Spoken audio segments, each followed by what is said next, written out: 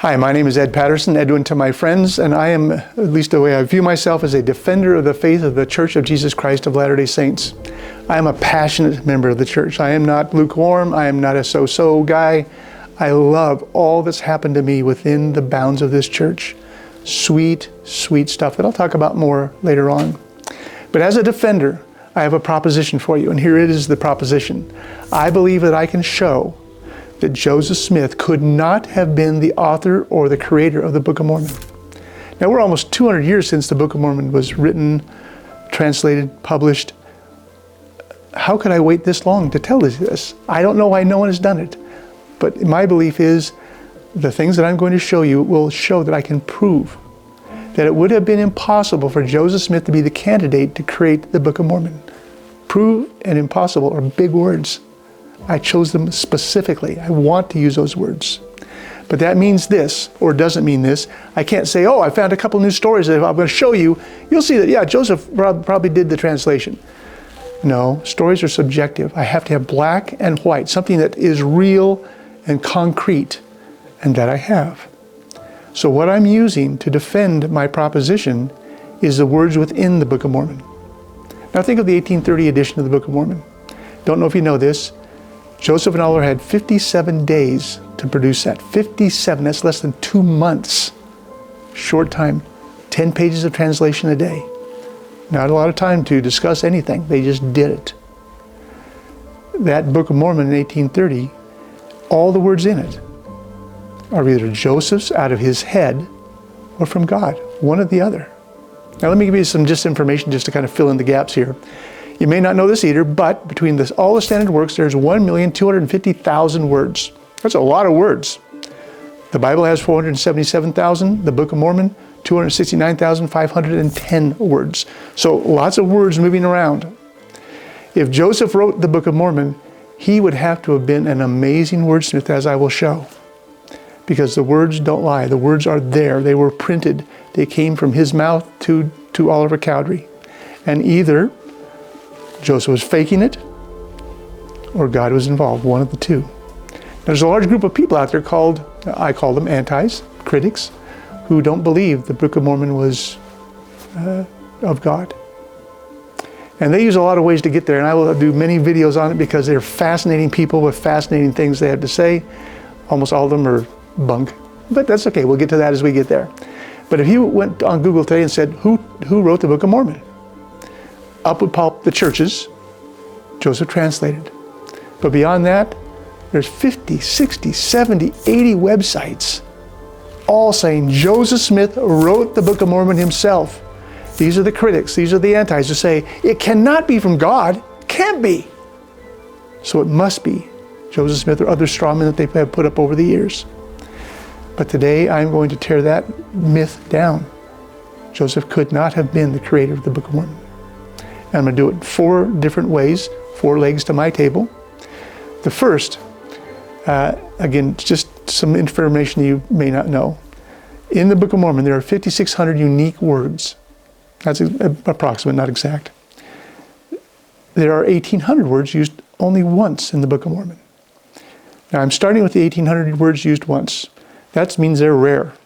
There's 269,000 words, one time only. Joseph has to be quite a man of the word to be able to do that, which I don't believe he was. So I went through these 1,800 words, and there's about 600 I don't believe Joseph could have known in any way, shape, or form. He could not have produced them out of his mind, not just the word itself, not even the spelling of the word, but the definition of the word. You will be stunned when you hear some of these definitions. And let me just transition again. Every word I looked at the definition up of was from the American Dictionary of the English Language by Noah Webster. I love that dictionary. Now the reason I chose that, it was produced and published in April of 1828. The Book of Mormon was started in April of 1829, 1 year later. So this dictionary captures the words and the definitions of Joseph's time. I love it. And a good writer, when they use big words or any words, they want those words to enhance the sentence, or enhance, in this case, the verse. You will be stunned at the definitions of some of these words that are in the Book of Mormon. You'll be stunned at some of the words. You'll go, I can't even believe that's in. Let me just give you an example. I'll give you 3. First word, appellation. 4 syllables. Now, right off the bat, for an undereducated person to be using 4 syllables is a stretch. Now, could Joseph have known that? He could have, I don't know. But the preponderance of evidence over these 60 words that I am going to do as a test, you will find very, very difficult to assume that Joseph could have known many of those at all. So the way I went about it is I picked these 60 words. I then said, okay, I have the definition, I have the word, I want to test somebody. So I went to friends, acquaintances, people I was introduced to. People had 3 criteria. They were active in the church.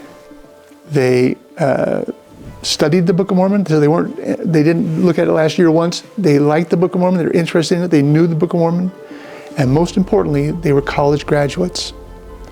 I wanted an overeducated group of people to take my test of words in the Book of Mormon. Would they know the words?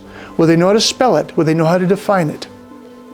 Now, you'll see 60 little short videos, just bite-sized, down the road.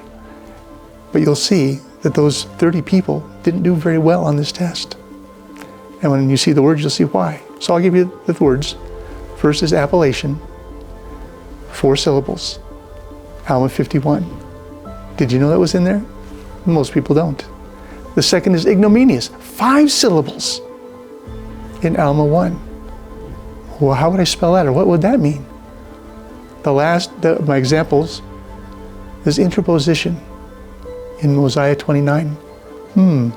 Now, you who are watching, did you know any of those 3 words even were existing in the Book of Mormon? There are hundreds and hundreds of words like that. I didn't even know those were in there. What do they mean? And again, my august body of people who were college graduates, and I had BS and BAs up to PhDs, they're going, hey, appellation, is that like the mountains? Nope. Not spelled that way and not defined that way. And there's only one definition in the 1828 dictionary. It wasn't Appalachian Mountains at that time. How would you do? My contention is Joseph could not have known these words, know how to use them. And when you see how these definitions fit into the verses, you're going to go, stunning and impossible. No man did that. And I don't care, any man. Joseph's easy to pick on because he had a smaller education. Pick the man out there. Show me someone else who would do it. You're not going to find him. Stunning use of words in ways that you would not believe. So the second leg is also dealing with the words used only once. These are fascinating. Again, 1,800 of them in the Book of Mormon. 600 at least. There's no way Joseph could have known these. The spelling, the usage, the definition. You'll see all of that in the videos to come. The second is also these one-off words. But now I'm looking at deep definitions. So some of the words I'm using in my 60-word test have only one definition. It's not too tough. But I'm going to give you some examples here of deep definitions. And again, think of an educated or non-educated person. What's their vocabulary like? Non-educated or low education people like Joseph Smith, they use 1-syllable, 2-syllable words. Okay, yeah, that's how they talk. 3-syllable once in a while. 4 syllables a stretch. First definition, second definition, yeah, maybe. Third, fourth, fifth, a stretch. Now listen to these 3. So first word is prick. Prick is only used once in the Book of Mormon. It's used as a verb, not a noun. You had to choose either way. And let me just give you the stats on this thing. So there are 10 definitions in the 1828 dictionary. It is the 7th definition. 7th. This is in Jerem 1.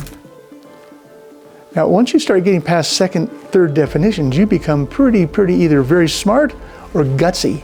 You start sticking in words where you don't know what they mean, it's going to become obvious. Not once in the thousands of words I looked up did I find one word that was done incorrectly. I couldn't find a definition. I couldn't find the right definition in. Not one of thousands of words. Joseph couldn't have done that, in my opinion. Okay, second word. Faculty. Faculty is in the Book of Mormon, one time. It is in Alma 15. There's 8 definitions to faculty, and the 8th one is used. Think of what Joseph would have to know to be able to do that. That's stunning to me. Last word, general. Oh, okay, everyone knows general, that's a big one. But it's not used in the way that, there's no general person in the whole Book of Mormon, so it's used elsewhere. And general is used in Alma 16. It's the 8th of 8 definitions. I mean, you're talking very difficult stuff here. And the antis, the critics are saying, oh yes, Joseph could do all of that. Piece of cake. There's not a chance. And you start watching, you're going to go, wow, I didn't even know this stuff. But the bottom line is Joseph is going to be eliminated as a candidate to write this book. He did not do it. On to the third leg. Okay, so now we're talking about words still, but I've changed my emphasis. What I'm talking about now is easy words. Simple words used a lot in the Book of Mormon. But man, when you look at the definitions, you're going to be shocked. And I'll give you 3 examples of that for the right now. So we have, the first is power. Power is used over 150 times in the Book of Mormon. Okay, great. There are 24 definitions in the 1828 dictionary, the American Dictionary of the English Language. I found definitions that were 16th, 18th, and 21st definitions for power. Oh, Joseph did that. Now, again, we can smile right now, but once you see the documentation, you're going to go, man, that is stunning. And I have over 1,000 words like that. I'll give you a couple more examples. The second word is cast. Again, pretty simple word, cast, C-A-S-T. Used over 150 times again in the Book of Mormon, so very used out there. There are 25 definitions to cast. And I found the 13th, the 22nd, and the 25th definition used. So Joseph would have to know all 25 definitions of cast to use it correctly. I don't believe he could do that. The last one is out, a very simple word also, O-U-T. For it, there are only 18 definitions, but I found the last definition used. One place in the Book of Mormon, out is used, the 18th definition. Again, I can go on and on and on.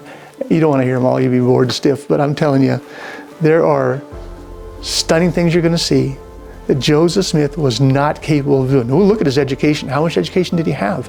Where did he get it? What do the antis think? What do we think? I'll show it all to you. But the bottom line, Joseph is the most ill-equipped person to say he wrote the Book of Mormon. He had not the skill in wordsmithing to do it, as you will see. Now we're on to the last, the fourth leg. I call this my potpourri. I don't know if you know the definition of potpourri or not, but it's taking a lot of scents, smells, and mixing them together into a more beautiful smell. That's what I've got. So I have over 100 videos of things in the Book of Mormon, observations around the Book of Mormon. I look at the 35 witnesses to the translation. How did they all see? What did they say? Did they hold on to their testimony? Did they throw it away? All different kinds of things you're going to see that validate the power of the statement that Joseph Smith could not have been the author of the Book of Mormon. Could not. Impossible. And I believe that the 4 legs I've just talked about will prove that to you, anybody. Whether you're not a member of the church, and imagine, to me, this is my own personal opinion, over the last 200 years, I'll bet there have been millions of people who have said, Book of Mormons, I'm interested in the Mormons, should I check them out? And someone says, oh, no, don't even try that because Joseph Smith wrote the Book of Mormon, it's fake. Oh, I didn't know that. Yeah, and then they give you whatever they're going to give you. They back away. Sadly, they back away. There's Mormons within the church. Oh, I'm lukewarm because I don't even study the Book of Mormon. I don't read it, I don't do anything, but I go to church. Yeah, you're just hanging out there, buddy. That's not the way to do it. The Book of Mormon is the key to everything. Think about those who have left the church. Oh yeah, I know that Joseph didn't write the Book of Mormon or whatever reason they left. I'm giving people a chance, this is the whole gist of all these videos, to be able to say, Joseph didn't write it, so you can examine it to see if it's really what it says it is. Scriptures that are a second witness for Christ. Now that's something to talk about. Because if that's true, it is a second witness. You read it, and there's a promise in the Book of Mormon. You may be familiar with it, may not. If you read it with real intent, having faith in Christ, He will manifest the truth of it unto you by the power of the Holy Ghost. You can know in your heart if this is really real or not. And if you find out it's real, it will change your life. You will come closer to Christ. You can be born again by Him. And the Book of Mormon shows how that happens. You can be saved by Him in ways that a lukewarm Mormon, a person who's left the church, a person who hasn't come in yet, they haven't got a clue of how much power there is to the gospel of Jesus Christ found in this church, exhibited in the Book of Mormon. That's my hope. Eliminate Joseph. Don't think of him as even the possibility of being the writer. He was not. I will show it again and again and again. I hope you'll join me on this journey. It's been sweet for me. I am passionate about the Book of Mormon. I love it and love what it does to me. Hope I see you on down the road. Thanks so much for watching.